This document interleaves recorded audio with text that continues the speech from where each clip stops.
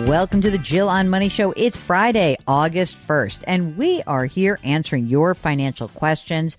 We are on this financial journey with you. There are many ways to get where you want to go. Our job, both me and Mark, we think of this as part of our jobs, that we want to try to help you figure out the different ways to get you where you'd like to go. And then ultimately, you'll choose. But if we see something that's going on based on what you've told us and we think that, oh my gosh, you should shift things around, we'll let you know. But if you're in good shape, we'll help you know that as well. So if there is a concern that you have, maybe you are mid-career and you'd really like to do something different. Maybe you're really wondering, how is it that I can buy a house if I've been shut out of the market for so long? Or is it so foolish to give up a 3% mortgage rate to go into something else? Whatever is on your mind financially, Mark and I are here for you. We're both certified financial planners, and we've been doing this for a while. So just go to our website, JillOnMoney.com. In the upper right-hand corner, there is a Contact Us button. You click that button. When you do so, a form will pop up, and that is the email that we will receive. So check that out. By the way, if you get a chance, you can also listen to our weekend radio show. Just a little factoid for you all to enjoy. It is our 750th radio show that we are broadcasting this weekend. We have been on the air doing this since 2011. So it was first the radio show, then this podcast, then the Money Watch podcast. If you want to contact us and you want to look at all the other content that lives in the Jill on Money world, just go to JillOnMoney.com. Okay, we have got to do some emails. So many are piling up. So thank you all to the shy people. It is really your turn. All right, this is from Veronica, who writes, I'm a relatively new listener, and I've binged most of the episodes. Oh, I love that. The question is, how do I choose between a 403B and a 457 plan? And how do I know which investment provider to use? She says, I currently participate in 401k. I use a target date fund.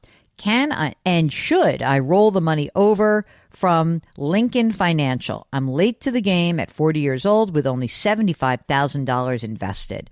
Thank you for taking the time to read my email. Mark, you're the best. I went back and listened to older episodes, and it was so weird not hearing your input. I prefer the newer format that includes your advice and input much more than those early years. I'm not quite sure I'm ready to take the shot at being on the program live, so it's a big transition. Once I settle into my new position, I'm going to definitely reach out to you. Mark, get yourself on the microphone. Let's talk. First of all, thank Veronica for her nice words about you. Yeah, Veronica's my favorite listener right now. She's got to come on. Yeah, she got to come on. She'll change her name. So, Mark, how do you think about the 403B versus the 457? You can use both, actually, and put a ton of money away. Yeah, if your cash flow allows you to do that, you can max out both. I'm not sure what the situation is here. I would probably opt for the 403B. I'm guessing that one probably has a Roth option. Yes. That's exactly right. So one of the things that I would look at, Veronica, is I know you say you've got a lot of options. Lincoln Financial, your old provider, not a great provider. It's an insurance company. It's probably stuck in some very expensive types of funds inside of that. So ideally what you would do is in the 403B, you would choose what option gives you access to index funds or a target date fund, either one. But if you have a plan that offers, I'm going to rattle off some names for you, like a Fidelity or a Vanguard or a T. Rowe Price. If you have one of those, that's kind of where we're going to steer you towards and away from the insurance companies. This is not a slam at any future advertiser who would like to come and support this show, although some insurance companies have reached out to us and they then say, you don't like us very much. It's not that I don't like insurance companies. I love insurance companies when they sell straight up insurance that's uncomplicated. What I don't love about many insurance companies and their products is they can be expensive. So what I think would be helpful would be to take whatever you have currently. You can use a target date fund for $75,000. It's okay.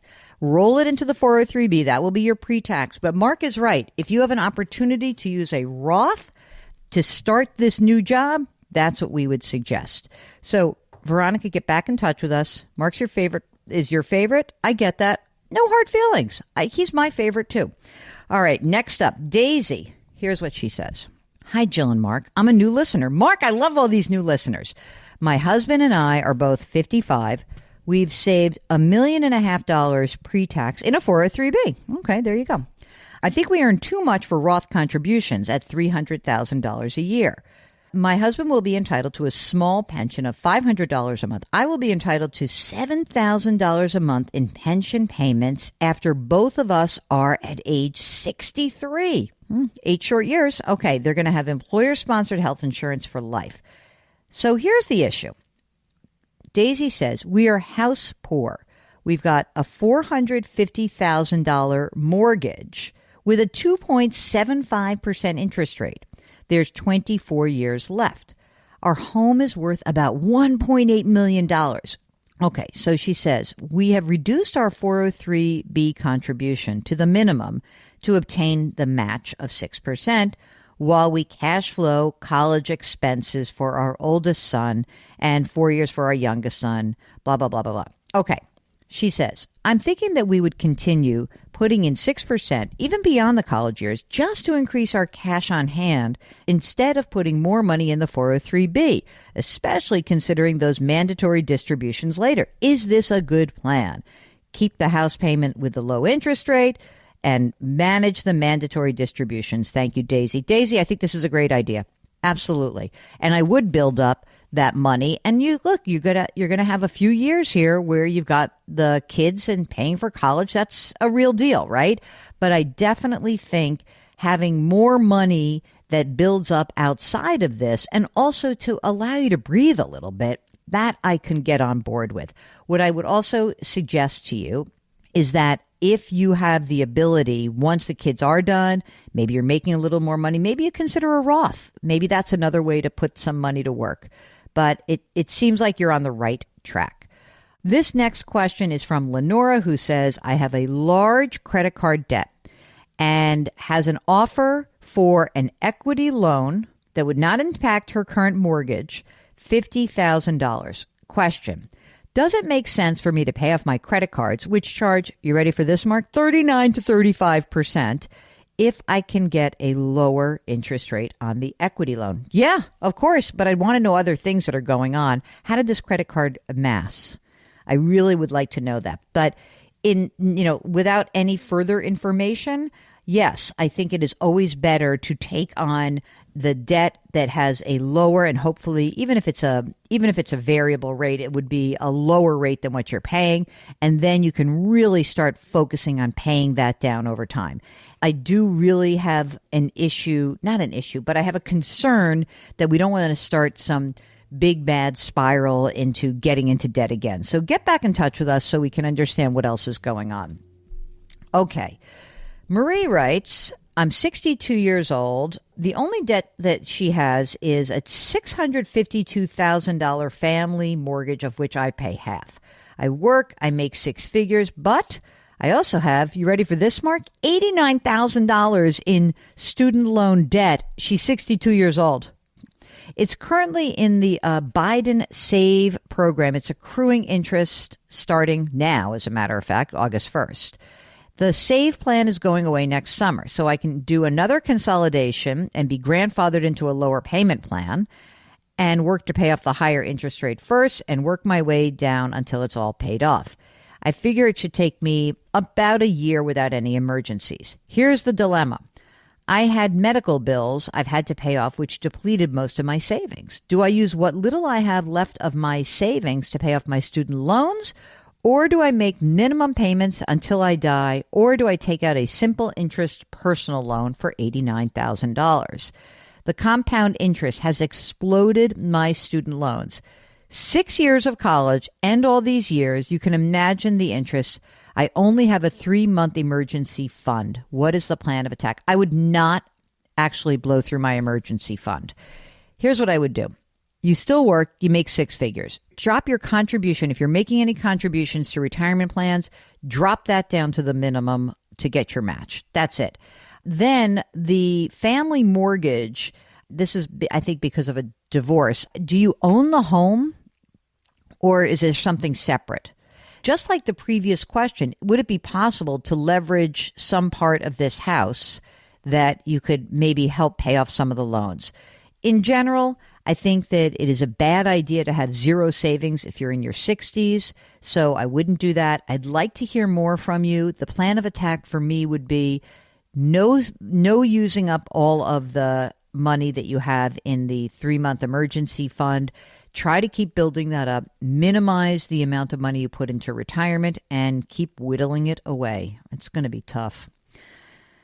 Okay. Here's a question from Antonio, who writes, first, hi, Jill and Mark. Love the show. Nice mix of information and entertainment. Keep it up. I'm so entertaining. Antonio writes, my question is about retirement. I am 55. My wife is 56. She's semi-retired.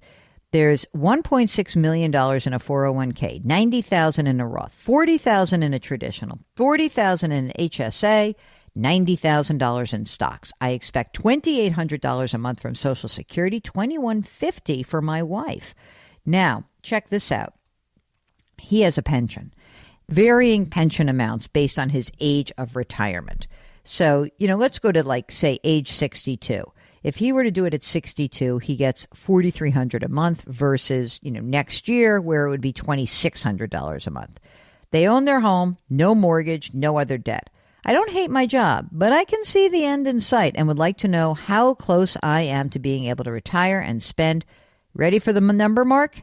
$10,000 a month. So think about this, gang. He wants to spend $10,000 a month. We know the best idea here. Come on, we all understand this. There's going to be $5,000 in Social Security and we know that if he waits till age 62, he gets $4,300 a month in pension. That's pretty close to the $10,000. Plus, they've got this $1.6 million. That's good.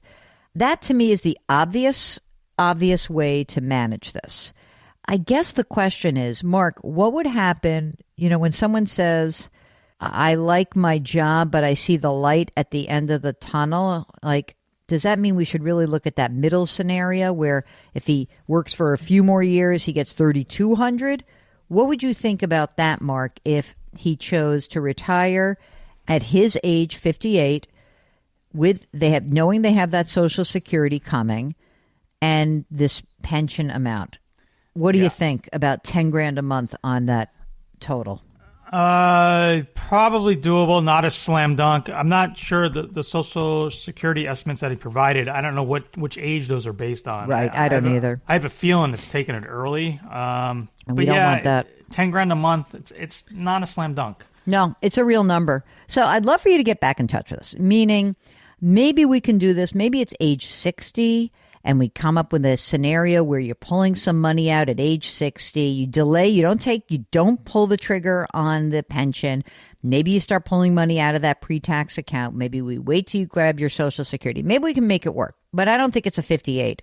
I think it's either 60 or 62. And I'd love to hear back from you. Come on the program. We would be happy to look at this with you. And for those of you who are feeling a little bit like you want some help, you're scared to come on the program, just come do it. We'll change your name. It won't be a problem. It will be easy to do. All you need to do is go to JillOnMoney.com, click the Contact Us button, write us that note, check the box. Mark will do everything else. While you're on the website, check out all of our content that lives there. And you can subscribe to this podcast as well as our Money Watch podcast on the Odyssey app or wherever you find your favorite podcasts. Leave us a rating and review wherever you listen. Okay, it's Friday. Let's do some business. Our music is composed by Joel Goodman. Mark Talercio is our executive producer and the king of all things web. As I mentioned, we are distributed by the lovely folks at Odyssey. Try to do something nice for someone else today. Change your work, change your wealth, change your life. Thank you for listening, and we'll talk to you on Monday.